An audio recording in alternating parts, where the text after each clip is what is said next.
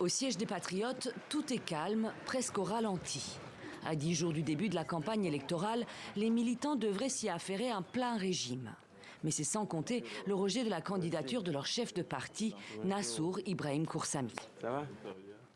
Alors ils sont venus lui témoigner leur solidarité. Proche de l'opposant Yaya Dillo, tué dans une attaque le 28 février, le président des Patriotes a été disqualifié au motif qu'il aurait une double nationalité.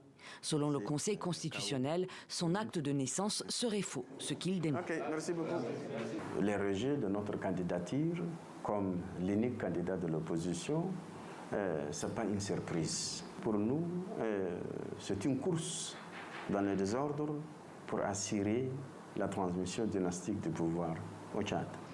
Sur les 20 dossiers de candidature, seulement 10 ont été validés par le Conseil constitutionnel, dont celle de Nasra Djimasenghar, le président du parti Un Nouveau Jour.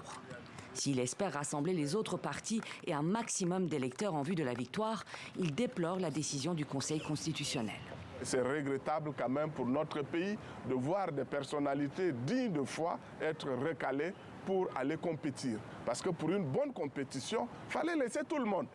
Parmi les autres candidatures validées, celle du président de transition Mahamad Idriss Déby Itno de la coalition Tchad Uni et celle du Premier ministre Succès Masra du parti Les Transformateurs.